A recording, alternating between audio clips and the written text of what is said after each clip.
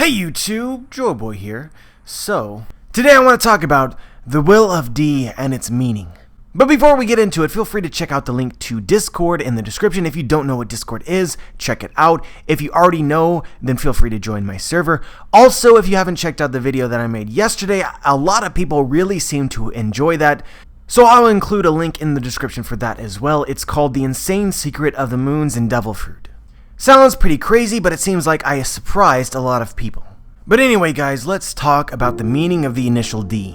So it's been a really long time since I talked about this, and I've only made one theory on it, and it is not something that I'm going to be repeating today. Honestly, over time, my thoughts have changed. But my original thought was that potentially, the D could have some meanings such as devil. And of course something like this is still possible, but I think during the Zou arc, a lot of us came to notice, and it seemed to have been emphasized, what might be the greatest candidate for what the D might stand for. And so I think I've mentioned this once before. It's something that I've been thinking about for a long time, and I have not noticed anyone on YouTube talking about it despite it potentially making a ton of sense. So I felt it was a theory that needed its own video. But in order to fully understand why it is that I absolutely love this idea, first you must understand my thoughts on the Void Century. And so I've talked about this on numerous occasions in the past, and I really do not feel the need to be thorough when explaining this again. I think that there's an absolutely ridiculous amount of information which suggests that the fight during the Void Century between the Ancient Kingdom and the 20 Kings was in part fought around the protection of the rights and freedoms of non-human groups. This is to this day one of the absolute best theories on my channel, something that I explained a long time ago and have been repeating since. So if you want to know why it is that I think this, if you don't, I highly recommend you check out the link in the description. But because I feel the need to add something in new and just simply speculate something, if you guys did watch the video that I made yesterday, then something additional you could speculate combining these two ideas is the idea that the world government of the Celestial Dragons are attempting, or will attempt, to commit mass genocide of the Fishman people as a sacrifice to the Tree of the Devil in order for it to produce more fruit. But you guys already know I can speculate all day. So the point being is that the relationship between the Ancient Kingdom and the non-humans was good. And that the relationship between the 20 Kings, which later went on to form the world government, and the non-humans is bad. And so again, if you've been following my channel for some time, and you already have my thoughts on the Void Century and what the One Piece is, then you should know that I believe that the One Piece is less, or maybe not entirely, composed of an actual physical object, and in part an ideology. Essentially, the One Piece is the dream or the vision of the future in which the world is no longer divided.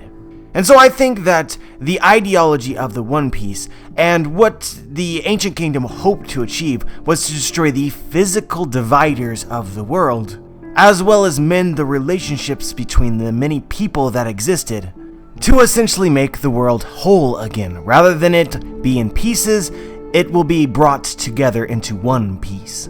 But of course, the Ancient Kingdom was unsuccessful. They lost to the 20 Kings, and slavery and discrimination and all of that continued on afterwards. But knowing that they would be defeated, they wrote down their history, ideals, plans, and goals on the poneglyphs in order for someday somebody to read them once again and carry out their will. The inherited will is a huge topic and theme of One Piece. The protege and descendants almost always inherit the will of those who came before them. As Whitebeard himself said just shortly before he died, those who carry the will of Roger, and now have also come to carry the will of the late Ace, even though the bloodline has been extinguished, their flame has yet to disappear. And in that way, even from far away and long ago, it has been continually passed down time and time again. And one day, hundreds of years into the future, all of it will be written into history. Those who came to fight for this world. In my opinion, this is Whitebeard essentially saying straight up to us that the inherited will never dies. It's only a matter of time. And so in this way, those who come after Roger and Ace will inherit their wills and eventually carry out what they came to this world to do. And just the same, those who came after the Ancient Kingdom would still be carrying on their will. And I believe that the will of the Ancient Kingdom and those who continue to carry it out have inherited the will of D, because the Ds are the descendants of the Ancient Kingdom. Although this is a theory, it's one of the most commonly accepted ones, because straight up Robin basically told us that there is at least some connection to the initial D and the lost history.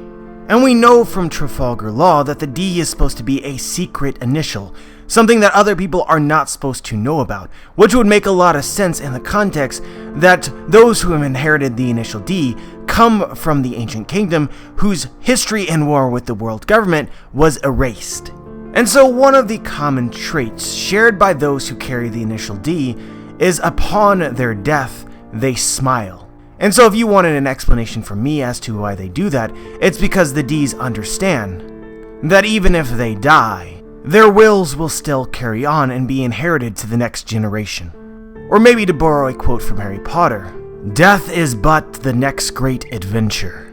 And so if you follow me to this point, then you'll know that I believe that the Ancient Kingdom's descendants are the Ds, and that the Ds have inherited the wills of their ancestors, which is referred to as the will of D, and that the will of their ancestors was, at least in part, to unify the world, to bring the broken world back together into one piece, and that a lot of the problems relating to this has to do with how the humans and the non-humans don't get along, that the 20 kings in particular, in many occasions, enslaved these non-human groups, perhaps fearing them, despising them, viewing them as lesser beings.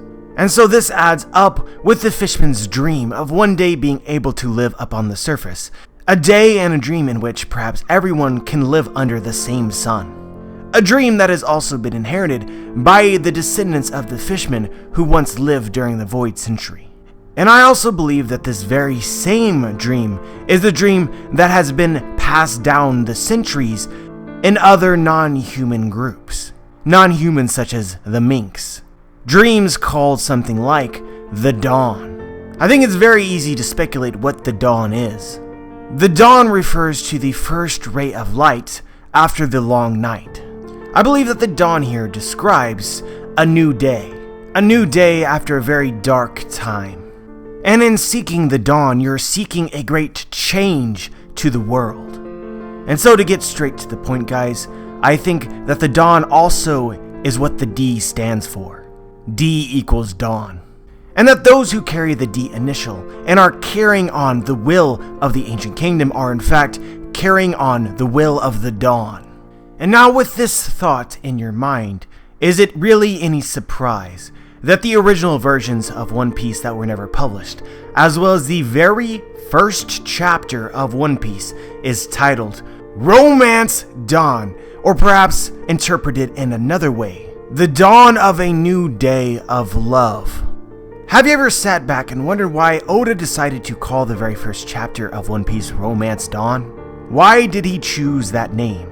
And why was that consistently the name of One Piece even before it was first published? And is it any coincidence that Luffy happens to be from Fuchsia Village located on Dawn Island?